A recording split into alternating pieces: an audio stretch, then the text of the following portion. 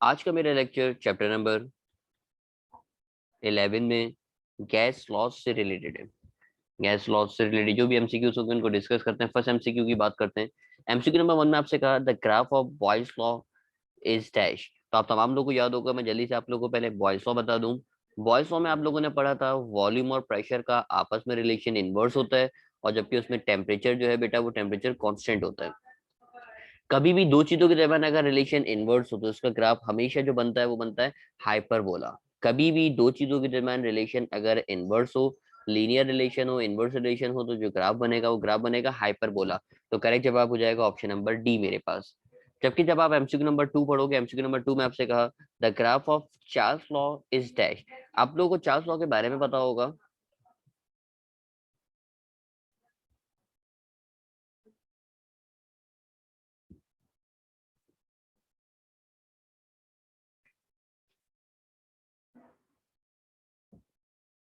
Okay, Charles law के बारे में लिखा हुआ वॉल्यूम और टेम्परेचर का आपस में रिलेशन डायरेक्ट है।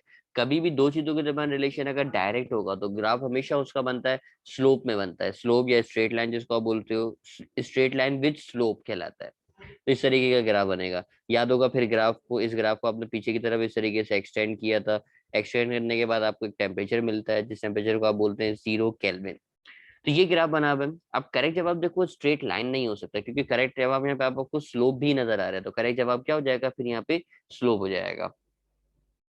एमसीक्यू नंबर 2 के बाद आते हैं एमसीक्यू नंबर 3 की तरफ। एमसीक्यू नंबर 3 में आपसे क्या कहा।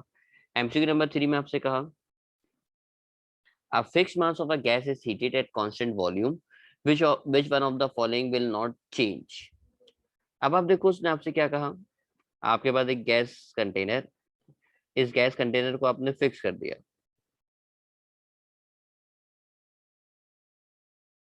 और इसके अंदर अब गैस के मॉलिक्यूल्स मौजूद हैं। अब अगर आप इसको हीट करेंगे बेटा, हीट कर रहे हैं, अब इसको आपने हीट करना शुरू किया। अब हीट करने से होगा क्या। इस पहले ये आपने पढ़ा है ना, आपने तमाम लोगों ने पढ़ा हुआ टेम्परेचर का डायरेक्ट रिलेशन काइनेटिक एनर्जी से, या काइनेटिक एनर्जी का डायरेक्ट रिलेशन टेम्परेचर से। अगर आप उसका बढ़ाओगे, हीट करोगे, टेम्परेचर बढ़ाओगे, तो उसकी काइनेटिक एनर्जी बढ़ेगी। यानी ये बात तो कंफर्म है कि काइनेटिक एनर्जी चेंज, यानी काइनेटिक एनर्जी जो है वो कांस्टेंट रहेगी, काइनेटिक एनर्जी चेंज होगी। अगर काइनेटिक एनर्जी चेंज होगी तो उसकी स्पीड भी चेंज होगी। उसने आपसे कहा है वो बताओ जो चेंज नहीं हो रहा। एमसीक्यू में पढ़ो ना, उसने क्या कहा, which one of the following will not change. यानी काइनेटिक एनर्जी भी चेंज होगी, स्पीड भी चेंज होगी। ऑप्शन नंबर सी में जो लिखा हुआ है वो क्या लिखा हुआ है, frequency of collision of the molecule. Frequency of collision, frequency का मतलब होता है, आपने पढ़ा ना कितनी वाइब्रेशन कर रहा है कितने टाइम में। यहाँ वाइब्रेशन तो नहीं है, यहाँ होगा कितनी बार टकरा रहा है कितने टाइम में। देखो पहले आहिस्ता आहिस्ता मूव कर रहे थे तो कम टकरा रहे होंगे, अब जब तेज से मूव करेंगे तो ज्यादा ज्यादा टकराएंगे। इसका मतलब फ्रिक्वेंसी भी उसकी बढ़ जाएगी। फ्रिक्वेंसी का मतलब कितनी दफा टकरा रहा है एक सेकंड में। पहले आहिस्ता मूव कर रहा था तो कम टकराएंगे, अब जब ज्यादा तेजी से मूव करेंगे तो ज्यादा टकराएंगे। तो तीनों चीजें चेंज होंगी, काइनेटिक एनर्जी भी चेंज होगी, एवरेज स्पीड भी चेंज होगी, फ्रिक्वेंसी भी चेंज होगी। अब आप बोलेंगे सर जो चीज चेंज नहीं होगी वो क्या है, एवरेज डिस्टेंस है, average distance between the molecule. एक और बात मैं आपको हिंट दूं, क्योंकि उसने आपको ऑलरेडी कह दिया कांस्टेंट वॉल्यूम, वॉल्यूम चेंज नहीं हो रहा। अगर वॉल्यूम चेंज नहीं हो रहा तो इसका मतलब डिस्टेंस भी मॉलिक्यूल्स के दरमियान का चेंज नहीं होगा। तो करेक्ट जवाब हो गया एमसीक्यू नंबर 3 का ऑप्शन नंबर ए। एमसीक्यू नंबर 3 के बाद एमसीक्यू नंबर 4 देखिए।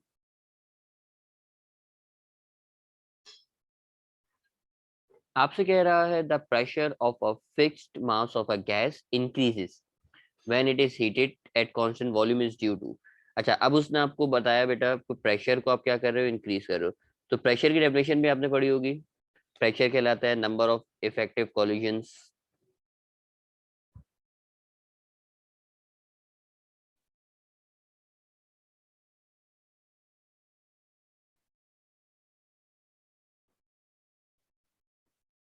ओके, प्रेशर की मैंने छोटी सी डेफिनेशन लिखी, number of effective collisions of molecule. Molecule जो टकराते हैं, जो इलास्टिकली कंटेनर से टकराते हैं या आपस में टकराते हैं, इस चीज को आप प्रेशर बोलते हो। अब इस तरह का ऑप्शन अगर आप पहचानोगे, यानी मॉलिक्यूल्स का टकराना, ये प्रेशर कहलाएगा। तो करेक्ट जवाब देखो, करेक्ट जवाब मुझे नजर आ रहा है ऑप्शन नंबर डी, यानी इलास्टिक मॉलिक्यूलर कॉलिजन, यानी मॉलिक्यूल्स का टकराना, कंटेनर की वॉल से टकराना, ये चीज प्रेशर कहलाती है। अब देखो ये छोटी छोटी सी जो बातें मैं आपको बता रहा हूँ ये आपको अब सीखने पड़ेंगे। अगर आपको नहीं आती तो अब आप, क्योंकि ये एमसीक्यूज कर रहे हो, सेकेंड ईयर के स्टूडेंट हो, तो ये आपको आना चाहिए। ये बातें अब आपको सामने बैठनी चाहिए। एमसीक्यू नंबर 4 के बाद आगे बढ़ते हैं एमसीक्यू नंबर 5 की तरफ। इसमें आपसे कहा उसने At constant pressure, the volume of a given mass of a gas is V. At temperature T, at what temperature volume of a gas will be 4V? अब आप देखो, आप तमाम लोग पढ़ कर आए, वॉल्यूम और टेम्परेचर का आपस में रिलेशन डायरेक्ट है अगर प्रेशर आपके पास क्या हो, कांस्टेंट हो। ये 400 आपने पढ़ा है ना। अब उसने आपसे कहा कि वॉल्यूम को आपने 4 टाइम्स कर दिया। अब रिलेशन डायरेक्ट है, अगर वॉल्यूम के साथ 4 लगाओगे तो टेम्परेचर के साथ भी आपको 4 लगाना पड़ेगा, क्योंकि जब भी किसी चीज का रिलेशन डायरेक्ट हो तो दोनों चीजों में जो चेंज होता है वो चेंज हमेशा सेम होता है। अब आप करेक्ट जवाब देख लो, करेक्ट जवाब हो जाएगा मेरे पास ऑप्शन नंबर ए, यानी करेक्ट जवाब मिल गया मुझे 4T। एमसीक्यू नंबर 5 के बाद एमसीक्यू नंबर 6 देखते हैं। एमसीक्यू नंबर 6 में आपसे कहा, at a fixed mass of a gas is heated at constant volume, which of the following will not change. अगर आप गैस को हीट करते हैं तो क्या चीज चेंज नहीं होती? तो आप बोलेंगे सर अगर हम गैस को हीट कर रहे हैं कांस्टेंट वॉल्यूम पे। अब देखो कांस्टेंट वॉल्यूम मतलब वॉल्यूम चेंज नहीं हो रहा। अब मैं आसान करके बताऊं, अगर आपको हीट करने से टेम्परेचर चेंज होता है, आप बोलेंगे यस सर। टेम्परेचर चेंज होने का मतलब मॉलिक्यूलर मोशन चेंज हो रही है, पहले आहिस्ता मूव कर रहे थे बाद में तेज मूव करेंगे, आप बोलेंगे यस सर। टेम्परेचर चेंज होता है तो इंटरनल एनर्जी चेंज होती है, क्योंकि आपने पढ़ा है ना काइनेटिक एनर्जी का डायरेक्ट रिलेशन टेम्परेचर से। अब अगर टेम्परेचर चेंज होगा तो काइनेटिक एनर्जी का मतलब इंटरनल एनर्जी चेंज हो रही है, तो तीनों चीजें चेंज हो रही है। अब जो चीज चेंज नहीं हो रही वो क्या है? डेंसिटी है, यानी डेंसिटी चेंज नहीं होती। क्यों नहीं होती? देखो डेंसिटी का फॉर्मूला है ना, आप लोगों ने पढ़ा है, डेंसिटी का फॉर्मूला है मास अपॉन वॉल्यूम। अब देखो हीट करने से मास पे तो कोई फर्क नहीं पड़ता, ऐसा नहीं होगा गैस कम है तो गैस ज्यादा हो जाएगी, मास तो सेम रहेगा। फिर उसने खुद बता दिया वॉल्यूम भी कांस्टेंट है, वो आपको बता रहे हैं ना कांस्टेंट वॉल्यूम। अब अगर वॉल्यूम भी कांस्टेंट है मतलब वॉल्यूम भी चेंज नहीं हो रहा, तो मास भी चेंज नहीं हो रहा, वॉल्यूम भी चेंज नहीं हो रहा, तो इसका मतलब डेंसिटी भी चेंज नहीं होगी। एमसीक्यू नंबर 6 के बाद एमसीक्यू नंबर 7। एमसीक्यू नंबर 7 में कहा, for an ideal gas an isobaric is given by. अच्छा आइसोबैरिक, आप बोलेंगे सर आइसोबैरिक का मतलब क्या है? मैं लिख के दिखाऊं।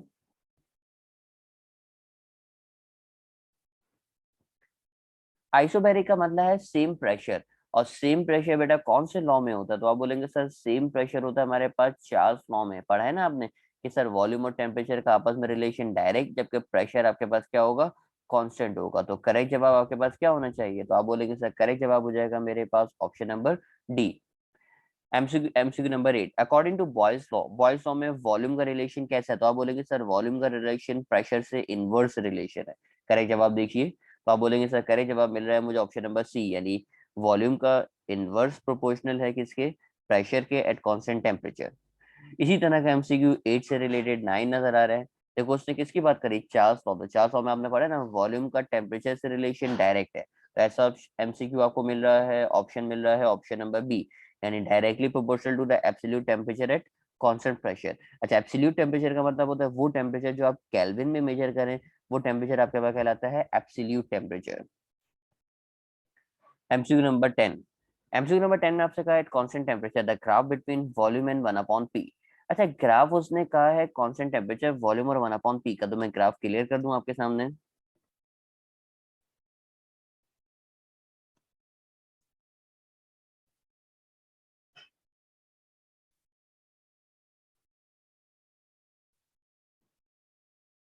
देखो अगर आप ग्राफ बनाओगे प्रेशर और वॉल्यूम का, तो इसका तो ग्राफ हाइपरबोला बनता है, बॉयल्स होगा, ये आप तमाम लोगों ने पढ़ा हुआ है। लेकिन अगर आप ग्राफ बनाओगे 1/p और वॉल्यूम का, इसका ग्राफ बनाओगे, बेटा इसका जो ग्राफ बनता है वो इसका ग्राफ हमेशा स्ट्रेट लाइन बनता है। यानी करेक्ट जवाब जो बनेगा वो करेक्ट जवाब क्या बनेगा? स्ट्रेट लाइन बनेगा। क्योंकि अब आपने देखो पी नहीं लिखा, आपने 1/p लिखा। ये फर्स्ट से केमिस्ट्री में भी आपने एमसीक्यू पढ़ा है कि वॉल्यूम और 1/p का अगर ग्राफ बनाओगे तो ग्राफ हमेशा कैसा बनेगा? स्ट्रेट लाइन बनेगा। तो इसको अब आपको आइंदा से याद रखना है। ये दोनों ग्राफ, दोनों के दोनों ग्राफ जो नजर आ रहे हैं, ये दोनों ग्राफ है मेरे पास किसके? बॉयल्स लॉ के। एमसीक्यू नंबर 10 के बाद MCQ number 11, the value of universal gas constant. तो यूनिवर्सल गैस कांस्टेंट आपने वैल्यू पढ़ी हुई है 8.314 जूल पर मोल केल्विन, इतने बताने की जरूरत भी नहीं है आपको। MCQ number 12, general law, general gas law, general gas equation is drive from. इसमें बॉयल्स लॉ भी यूज होता है, चार्ल्स लॉ भी यूज होता है, वोगैट्रो लॉ भी यूज होता है। करेक्ट जवाब हो जाएगा मेरे पास कौन सा? ऑल ऑफ दीस हो जाएगा, option number D. Okay MCQ number 13, when a gas is compress. आप अगर किसी गैस को कंप्रेस करेंगे तो क्या होगा?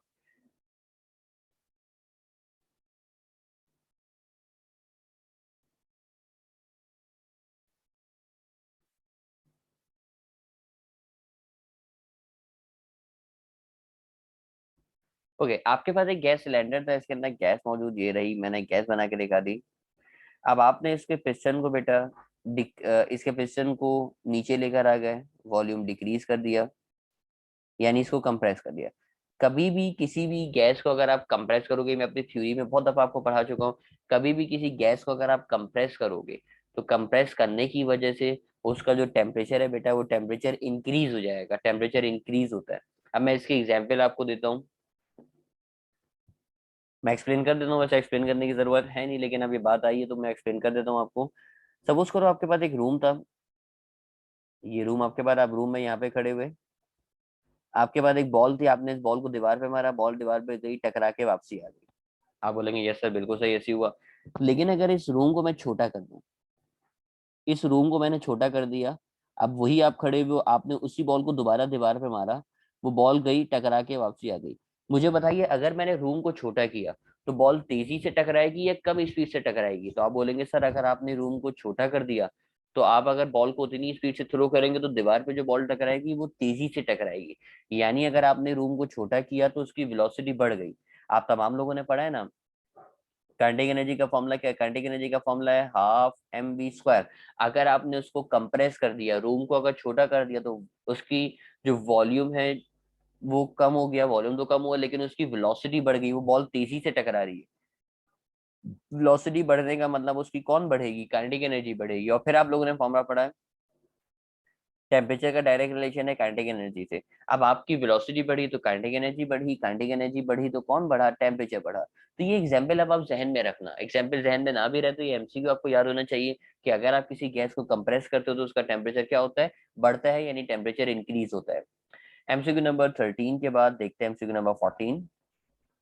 The average translation and its kinetic energy of a molecule of a gas at absolute temperature is proportional to dash। तो ये वही एमसीक्यू आगे जो रिलेशन लिखा हुआ नजर आ रहा है बराबर में, कि काइनेटिक एनर्जी का टेम्परेचर से रिलेशन कैसा है? डायरेक्ट रिलेशन है।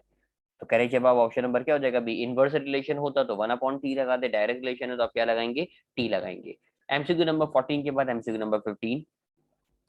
At constant temperature, if the volume of a given mass of a gas is doubled, the density of the gas becomes dash। तो डेंसिटी का फॉर्मूला है मेरे पास, density is equal to mass upon volume, ये मेरे पास formula है। चलो मास upon volume को मैं एम और वी से लिख लेता हूँ, और आसान रहेगा। डेंसिटी का फॉर्मूला मास अपॉन वॉल्यूम। अब उसने आपसे कहा कि मैं डेंसिटी वॉल्यूम के साथ क्या कर रहा हूँ, उसने कहा कि मैंने वॉल्यूम को डबल कर दिया। वॉल्यूम को डबल करने का मतलब क्या है? तो आप बोलेंगे सर वॉल्यूम को डबल करने का मतलब है जहां वी है वहां पे आप 2v रख दीजिए। देखो वॉल्यूम के डबल करने का मतलब जहां वी था वहां मैंने 2v कर दिया। मैंने किस नंबर का इजाफा किया? तो आप बोलेंगे सर आपने इजाफा किया 2 का। 2 का इजाफा ऊपर किया या नीचे? तो आप बोलेंगे सर 2 का इजाफा नीचे किया। मैथ्स का उसूल होता है जो करना है करो राइट हैंड साइड पे भी और लेफ्ट हैंड साइड पे भी। क्योंकि मैंने 2 ऊपर लगाया तो 2 मुझे यहाँ नीचे, सॉरी 2 मैंने क्योंकि नीचे लगाया राइट हैंड साइड पे, तो 2 मुझे नीचे लगाना पड़ा लेफ्ट हैंड साइड पे। इसका मतलब डेंसिटी भी डबल हुई या डेंसिटी भी हाफ हुई? तो आप बोलेंगे सर इसका मतलब ये हुआ कि डेंसिटी भी उसकी क्या हो गई? हाफ हो गई। तो करेक्ट जवाब क्या हो जाएगा? ऑप्शन नंबर डी हो जाएगा, यानी 1/2 of the original volume. Correct जवाब ऑप्शन नंबर डी हो जाएगा। दोबारा एक दफा बता देता हूँ अगर नहीं समझ में आया तो देख लो। बेटा जैसे मैं बोलता वॉल्यूम का मैंने 4 टाइम्स किया, मैंने किस नंबर का इजाफा किया? 4 का। तो नीचे मैं इजाफा कर दूंगा 4 का, तो डेंसिटी हो जाएगी 1/4। लेकिन क्योंकि सवाल में उसने वॉल्यूम को कहा है डबल करने का, वॉल्यूम डबल किया, डेंसिटी भी डबल हो जाएगी, इसका मतलब आपकी जो डेंसिटी है वो कितनी हो जाएगी? 1/2 हो जाएगी। एमसीक्यू नंबर 15 के बाद आते हैं एमसीक्यू नंबर 16 की तरफ। अब ये आपको रिलेशन बना के दिखा रहा है, the relationship between pressure and volume for a fix mass of a gas. तो आपने पढ़ा बेटा वॉल्यूम और प्रेशर का आपस में रिलेशन इनवर्स था। फिर आप पढ़ कर रहे हो बेटा प्रोपोर्शन हटाते हो तो कांस्टेंट लगाते हो। मैंने भी यही काम किया, प्रोपोर्शन हटा के कांस्टेंट लगाया, कांस्टेंट और बराबर में लिखा है 1/P। अब ये P वहां V से जाके मल्टीप्लाई हो जाएगा तो क्या बन जाएगा? आप बोलेंगे सर ये बन जाएगा PV is equal to constant. तो करेक्ट जवाब मिल जाएगा मुझे कौन सा ऑप्शन? करेक्ट जवाब मिल गया ऑप्शन नंबर ए, यानी PV is equal to constant. अगला MCQ, at constant pressure graph between volume and temperature. फिर वॉल्यूम टेम्परेचर के ग्राफ का मतलब कौन से लॉ की बात कर रहा है? ये आपसे बात कर रहा है चार्ल्स लॉ। और चार्ल्स लॉ का जो ग्राफ बनेगा वो कैसा बनेगा? स्ट्रेट लाइन बनेगा। करेक्ट जवाब हो जाएगा ऑप्शन नंबर डी मेरे पास।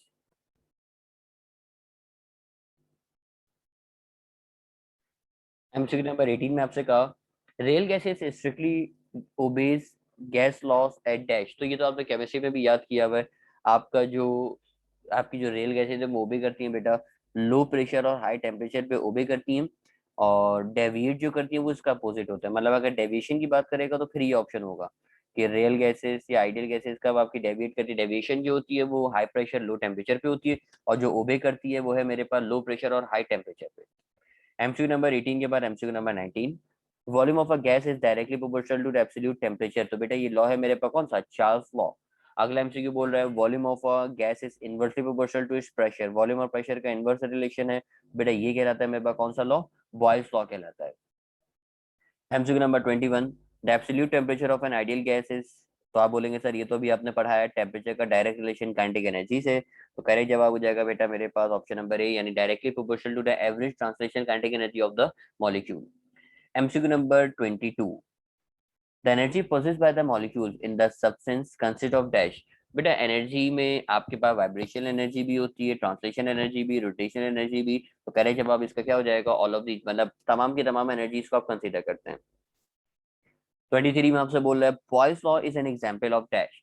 बेटा बॉयल्स लॉ में आपने क्या चीज कांस्टेंट रखी थी, तो आप बोलेंगे सर बॉयल्स लॉ में हमने कांस्टेंट रखा था टेम्परेचर को, टेम्परेचर हमारे पास कांस्टेंट था। अब टेम्परेचर कांस्टेंट कौन से वाले प्रोसेस में होता है, तो आप बोलेंगे सर टेम्परेचर कांस्टेंट होता है मेरे पास आइसोथर्मल में, क्योंकि आइसोथर्मल का मतलब भी क्या है, सेम टेम्परेचर। एमसीक्यू नंबर 23 के बाद लास्ट के टू एमसीक्यूज मौजूद है। MCQ number 24, absolute zero is considered as that temperature at which, तो आपको पता होगा बेटा, मैं ग्राफ बना के भी ये बात समझा दूं। ये आपने ग्राफ बनाया था वॉल्यूम और टेम्परेचर का, और इसका ग्राफ इस तरीके का कुछ बना हुआ था, ये ग्राफ था। इस ग्राफ को आप पीछे की तरफ एक्सटेंड करते हो तो आपको एक पॉइंट मिलता है, वो पॉइंट जहाँ पे आपका वॉल्यूम जीरो हो जाए, और वो वॉल्यूम कहलाता है बेटा मेरे, टेम्परेचर कहलाता है -273.16 डिग्री सेंटीग्रेड, जिसको आप बोलते हो जीरो केल्विन। तो बेटा ये वो टेम्परेचर है जहाँ पे तमाम की तमाम गैसेस का वॉल्यूम जीरो हो जाता है, यानी सारी गैसेस गैसेस नहीं रहती बल्कि लिक्विड बन जाती है। तो करेक्ट जवाब हो जाएगा मेरे पास ऑप्शन नंबर बी, यानी all gases become liquids. MCQ number 24 के बाद last MCQ, MCQ number 25, according to Charles law. अब चार्ल्स लॉ का रिलेशन बनाना, देखो चार्ल्स लॉ का आपने रिलेशन पढ़ा है, volume is directly proportional to temperature. फिर आपने ये बात भी पढ़ी हुई है, प्रोपोर्शन हटाते हैं तो कांस्टेंट लगाते हैं, ये हो जाएगा v is equal to constant और साथ में हो जाएगा t। अब t को लाके डिवाइड कर दोगे तो क्या हो जाएगा, v upon T is equal to constant. तो करेक्ट जवाब आपको कौन सा ऑप्शन मिल रहा है, तो करेक्ट जवाब आपको ऑप्शन मिल रहा है ऑप्शन नंबर बी, यानी v upon T is equal to constant. तो ये कुछ बेसिक एमसीक्यू से जो मैंने आप लोगों से शेयर किए गैस लॉ से रिलेटेड। इंशाल्लाह नेक्स्ट लेक्चर में इससे आगे बात करेंगे, जब तक तमाम लोग अपना ख्याल रखिएगा। अल्लाह हाफिज।